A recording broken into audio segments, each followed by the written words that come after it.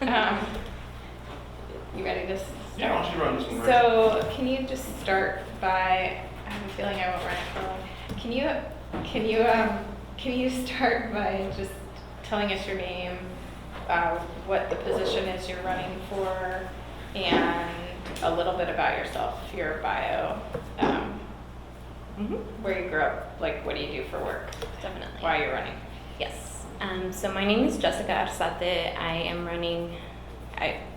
You had a. No, I was pronouncing your name to myself. It's Arzate? Arsate, yeah. And I'm running for the MESD position for Zone 4. A little bit about me. So I'm originally from Southern California. I was born and raised in Long Beach, California. My parents moved, well, my parents are first generation immigrants, so they've been living in this country for about 34, 35 years now, and they landed in Long Beach, California, where it's the place that me and my siblings grew up and went to school. I am first generation to go to college. I went on to graduate school. I'm one of two of my entire family that has a graduate degree, so I'm really proud of that. And for us, and what my parents taught me was that there was a lot of power in being an educated Mexican-American woman, and that I needed to access that power through the public education system. So for me, that became my gateway to success. Where did you go to school? For undergraduate, I went to the University of California in Irvine, and for my graduate degree in education with a dual language, master's of dual language, focusing on language policy and education, was at Cal State Long Beach. And that's called a master's in public education? It's called a master's in education with the focus in dual language development. And when did you get that degree? Oh wow, 2013. So what's happened since 2013?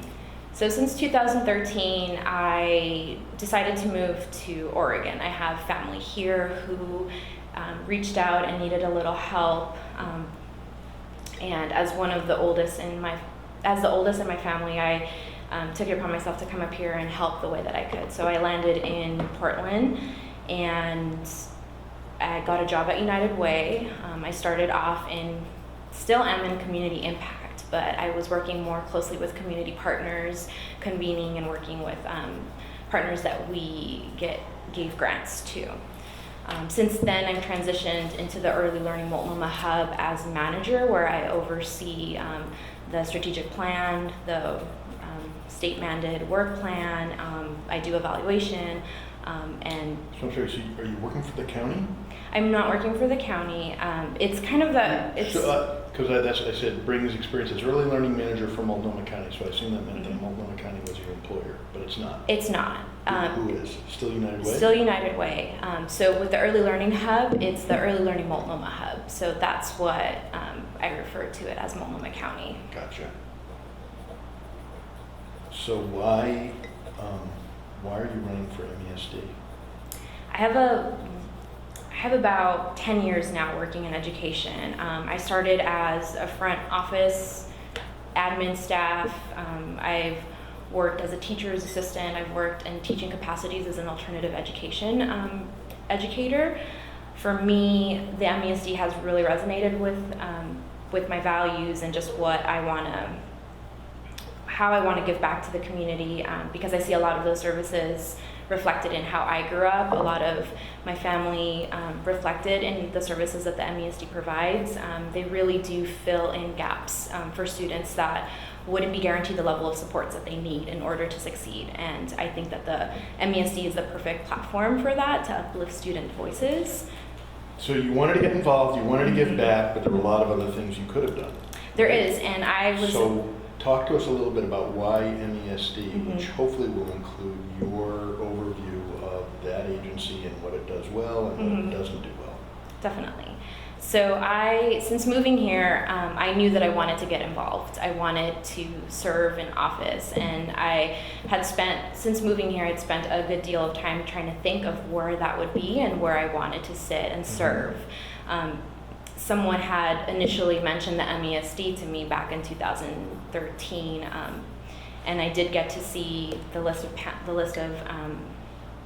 candidates that came up. So I started to look into MESD, and I realized that it was a really big agency and that it was really hard to understand, and I put that kind of like on the purview, and I said to myself, okay, that was like a really big agency that I don't understand how that works, so maybe I need to look into something else. And since then I had been trying to think, and I had thought maybe city council would be a good place for me to pick up public, to be a public servant.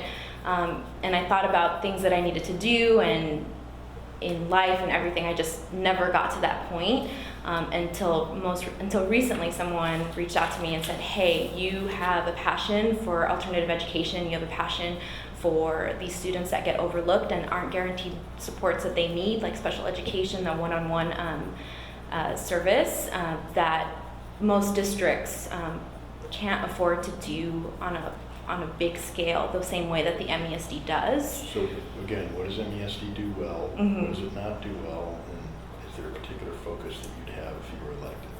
Yes. So the MESD, what they do really well is understanding what the services are that the component districts need. So every fiscal year they put together a local service plan. It's a menu of services basically that component districts aren't able to afford on their own, or it would be too costly for them to get these services as one district. The MESD does a great job of putting those items in bulk for other component districts to identify the needs that relate to them that fiscal year, and then sign up for basically those services. So they have a really strong understanding of what those needs are for the component districts, in places where I think that in conversations with the superintendent, Sam Breyer, in asking him what kinds of things he's looking for in candidates or in board members, he really wants to have board members that can engage with component districts and start to build those relationships or solidify stronger relationships with component districts. So I think that while they do that really well, I think that there's also an opportunity to rebuild some of those relationships. So does that suggest that there's some relationships that are not great, frazzled? I don't know if you would call them frazzled, but I think that it was back in, I don't know if it was the 2013 legislative session or the one before that, but there was a piece of legislation that asked, or that gave the liberty for ESDs to either opt in or opt out of their ESD. And that was kind of, it was kind of an indication from Salem and from the state legislatures that they didn't think that the ESDs are being very effective. Do you know what the budget is for Yes.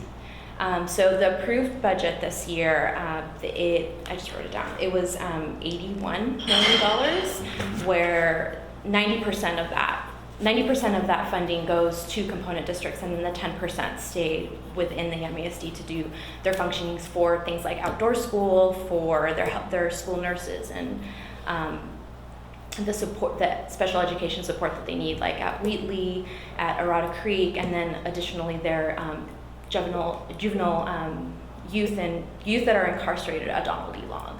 So there are very specific amounts that go to that, and there are a long list of, not super long, but there is a long list of revenue sources that come in that help pay for those services, that are both property taxes, state, the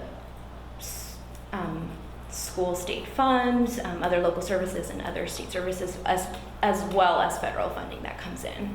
Right. So, when we interview candidates for school board, Mm-hmm. one of the things that we're looking for is some independence. Mm-hmm. Because, you've got a superintendent who is not elected but is appointed. Mm-hmm.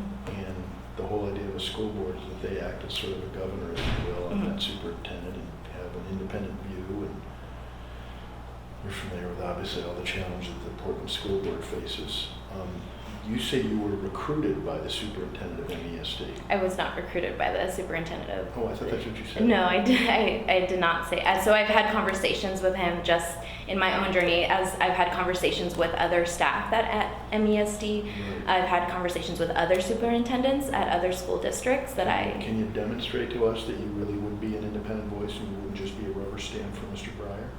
Definitely. I had not met him before. I had only heard that he was a superintendent at Centennial.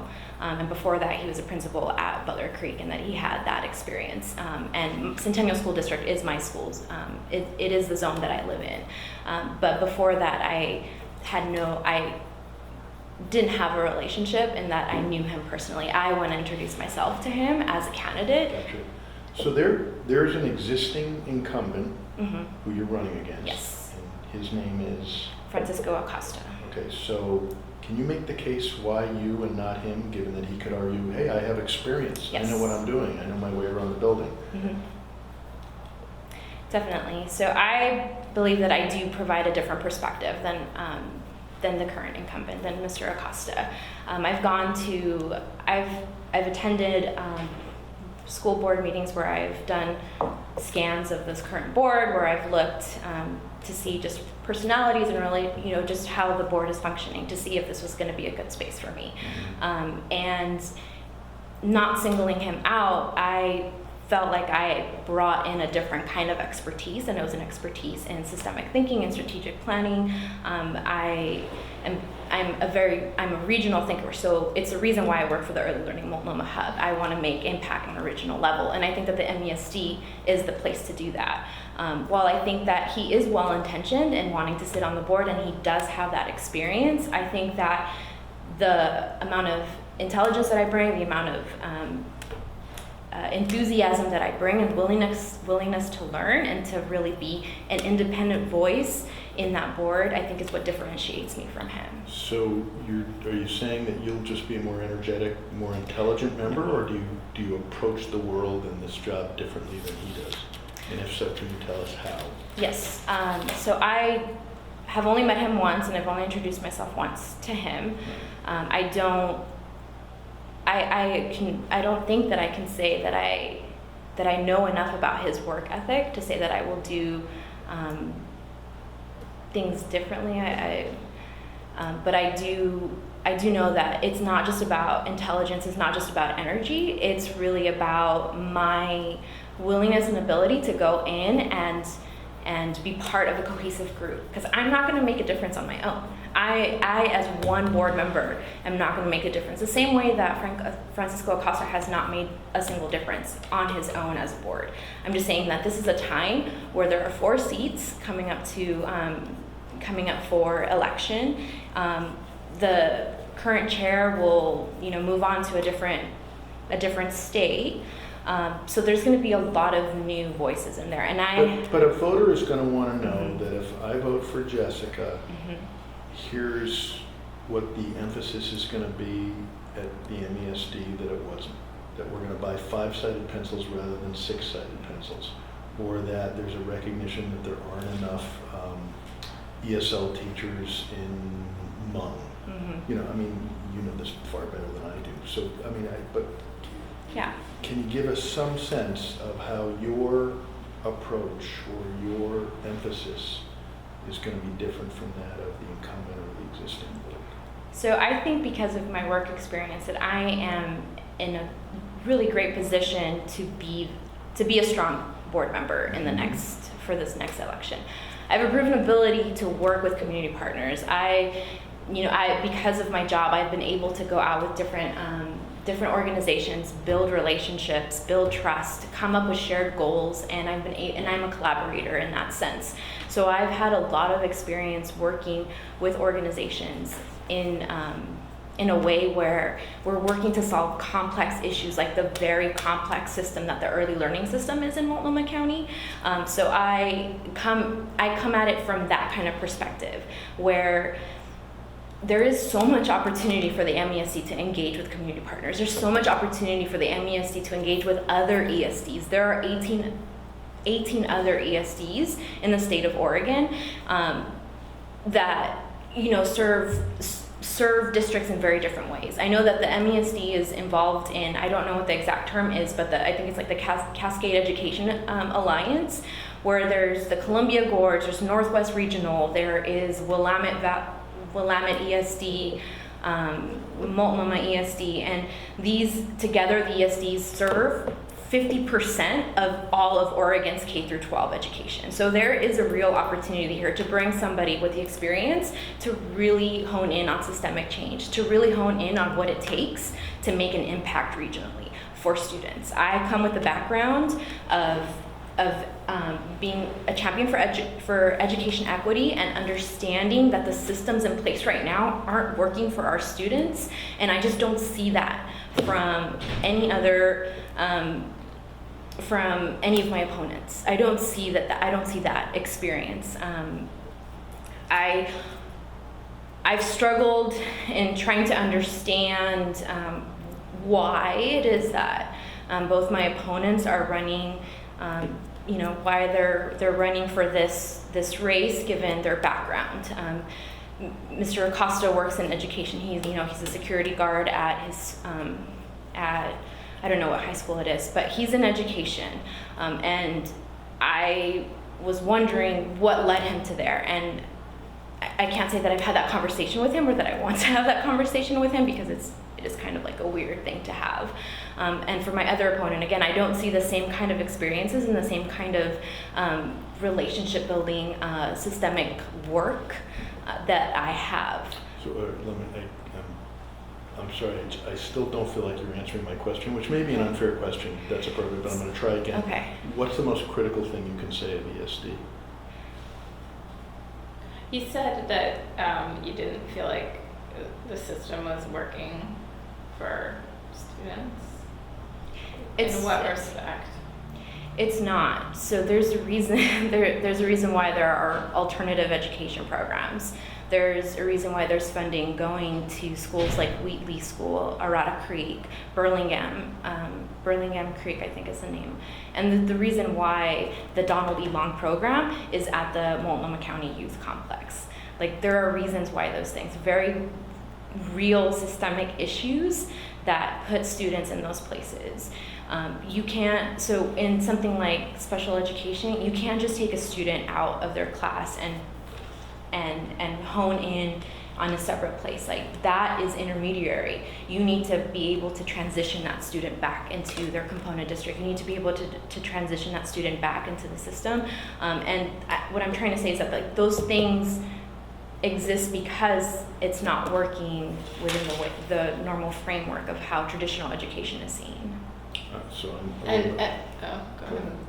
And do you feel like MESD is successful at doing that work of taking kids who have failed in other districts and it's not students that have failed. Well, or the district, you're saying the districts have failed them. It's that the students students have struggled to succeed in those settings, and they come. Go ahead. Sorry, it's just your. Looked like you had more things to say. No, go ahead. So you're saying, okay, these students that you want to call it, they've struggled to succeed. You don't want to use the term failed, but whatever's happened in their home districts, they've gone to MESD. Is MESD successful at working with those students? And as you've set up the goal, said the goal should be transitioning them back to those districts. Is MESD successful in your mind at doing that work? I think that they're positioned to be successful in that, and I don't know that there's been a scan of how you measure that success, and if there are any. Go ahead. So, but I'm just a little bit unclear. Are you saying that the fact that you have to take some students and put them into alternative high schools, that in and of itself is a failure? Is that what you're saying? No. Okay. I'm not saying that. I'm sorry. That's not what I meant. So, we're all aware that there are a number of students who aren't fitting into normal high schools, and they have to go to alternative high schools, of which the school district seems to have a lot of options. There are other students who can be mainstream but are pulled out for an hour a day to, work with someone that you provide on kid's got a speech impediment or whatever. And that's sort of the range of services that you provide to students who are in one way or another are struggling in the classroom. Are you saying there isn't enough of a range, or that those aren't working? I'm just still trying to get at your fundamental critique. I'm sorry, I'm still trying to understand what beef you have with ESD, what they're not doing well.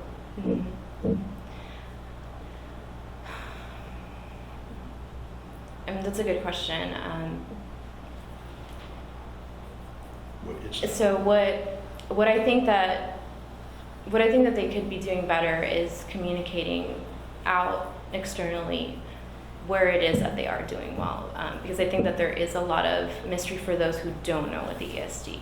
For those who, what I've found on this journey of mine is that for those who don't know what the ESD is, it's a real mystery. And then for those who have a really strong understanding of what the ESD does, there is more space to critique. There is that space to talk about, well, okay, where are the areas of growth? Where is it that we can all truly benefit from an ESD in our county? So in terms of what they can do better, I think that they can do a better job of communicating out what their successes are. To get to that point, though, I think that there needs to be goals that are shared, and they are going through that process. They are going through a strategic planning process where they've identified those areas where they can grow, and there are 5 different areas that they've identified as an ESD where they need to focus this next fiscal year. One of the I most apologize, I have to step out for a breaking news story. I'll be back momentarily. okay. If we finish before you get back, does Rachel knows you've know got how a to question. pull the plug on the camera? Totally forgot what I was going to ask you, but it'll come to me. Oh, yes. Elected officials often have as one of their primary responsibility protecting tax dollars, making sure that hard-earned tax dollars are spent well. I assume, but if I'm wrong, you'll correct me, that one of the roles you would have as a member of the board of NESD is to approve the budget. Mm-hmm. What sort of experience do you have in reviewing budgets? So right now in my role with the Early Learning Hub, the Early Learning Multnomah Hub, we manage something like $3 million in investments that go directly back to the community. So I sit on an allocation committee where we review the amount of funds that come in and out. While it's not my role specifically to look at the numbers, to crunch the numbers, and to analyze them and play with them, I'm very familiar with what those are because I am responsible. And so have you looked at the ESD budget? I have looked at the budget in great depth. And are there any things that you want to call to our attention, say, I don't understand why they're spending money here?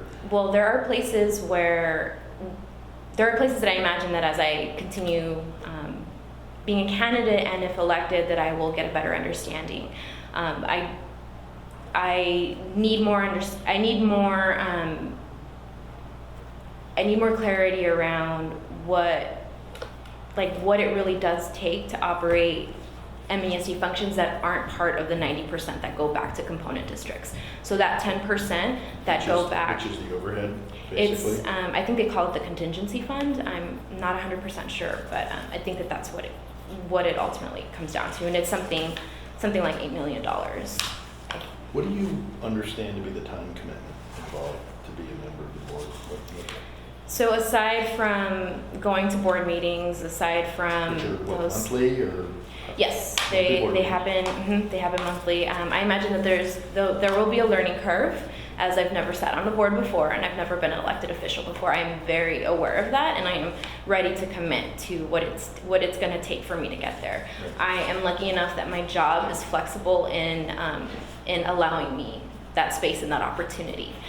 So I do envision time being spent learning, and it's not something that I'm going to back away from. Right, but it's your understanding that the only formal commitment is attending board meetings? No, that's not my only understanding. I understand that so right now as a candidate, Right. I am working my full-time job, which is 9.5 hours I don't a mean as day. a candidate, I mean But let if me give you an example of what my time commitment looks like right now.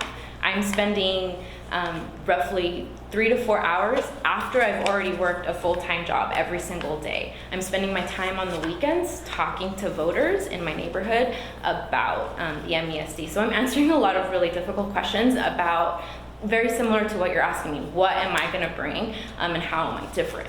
So I am spending a lot of time learning about just myself. I'm learning a lot about the ESD. But again, like right now, that's what my time looks like. And your position offers no compensation. Yes. It does not. That's correct. Yep. So it's a volunteer. There's no per diem. Nope. There's no expenses that are reimbursed. Is that correct? Yes, that is correct. It is. I think there are some. There might be some things that could be reimbursed, but I'm not 100% sure. My understanding is that this is a volunteer and that I'm not going to get paid for any of this. And you were endorsed by Stephen. Yes.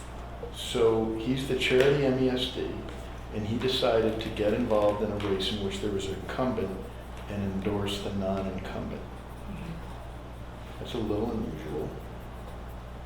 Why do you think he did so? I mean, he did so because he thinks you're great, but does he have a particular problem with the incumbent to run the risk that this incumbent will get reelected and not be very happy and probably not work very well with Stephen? Is there some issue? I would rather not speak to that because I don't think that I can speak to that for him. But what I do know, you just don't think it's your place? I don't think that it's my place to speak on that. So what I do know is that I met Stephen, and when I met him, I told him my idea of how I envision going into being a public servant and what I envision in becoming an elected official. And I gave him kind of like my strategy, and I gave him, this is where I think I need to go first, and this is where I need to go. And I know that he was influenced, or he felt moved by my passion, or by the way that I talked about my vision and just what my goals were. So he decided to get behind me and to help me run for this position. So he has helped, has helped me get started on all this. He was a great starter to all of this. Gotcha. Any more questions?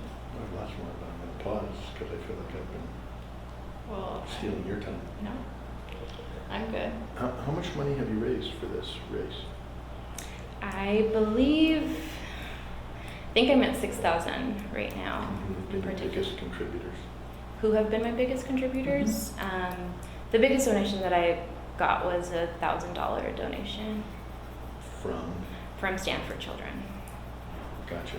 Does the teachers union make an endorsement in MESD races? They did, and I am endorsed by MESD EA and both AFSCME Local 1915. The MESD EA represents the teachers and the nurses, and then AFSCME represents all of their classified employees. And have you been at any candidate forums with your opponents? I mean, have you had any joint appearances? The only real appearance that I had at a forum was at the Young Democrats of Multnomah County. They held a forum where they had two PPS two PPS candidates, two David Douglas candidates, and two candidates from the Portland City PCC board race, and then I was invited to go up to the panel the day of on the spot, so I just had to sit on that. And that's been the only real candidate forum that I've attended. And so you're running against an incumbent who's probably got more name familiarity than you do. You got $6,000, which isn't a lot of money, in a race to run for an organization that I guess 85% of the people, if you asked them what is MESD, they wouldn't be able to tell you. So how do you win? I have a lot of support and a lot of people that believe in me. And actually, I should know this. There are 3 candidates running. Is it whoever Yes. gets the most votes wins, or is there a runoff? Yeah, it's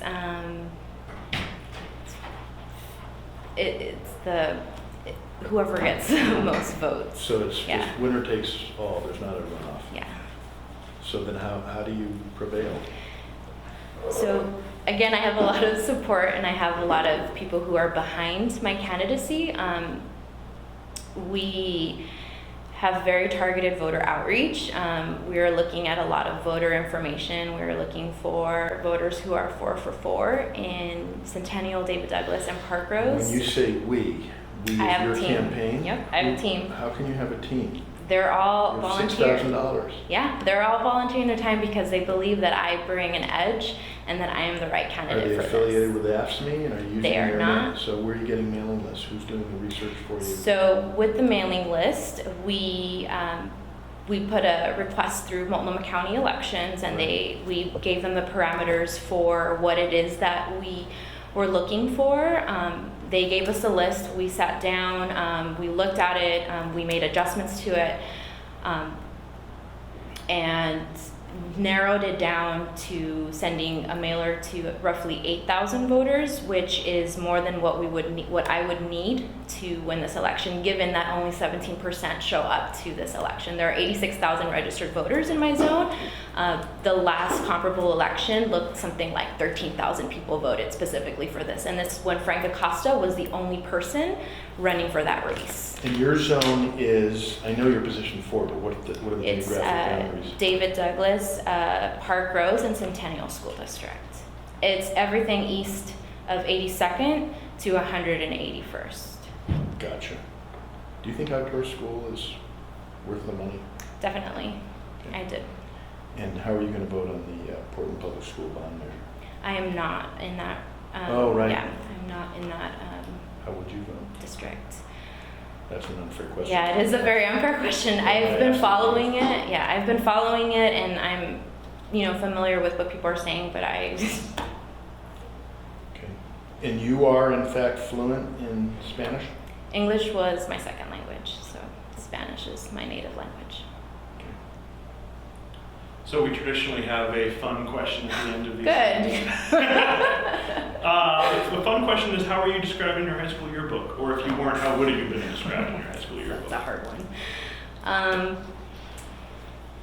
I was in marching band and I was on cross country. So I think that I didn't fit some kind of like box in high school. I think people would say that I was most likely to. I don't know. It's a really difficult question. It is a really- But you're going to have to answer it. Yeah, most likely. To break a 4-minute To mile? be a writer, let's say that. Most likely to be a writer. Nice. My teachers used to embarrass me all the time and make me stand in front of everybody and read my papers. Well, We'll leave it at that, preparation yeah. Thank you. for being grilled in front of a crowd is probably good. Probably good in the circumstances. Nice All to right, meet you. thank you Thank you so very much. much. Thank you. Nice. It's been a pleasure to meet you. Thank you. Thanks, Jessica. Thank you. Good luck to you. Thank you. Bye-bye.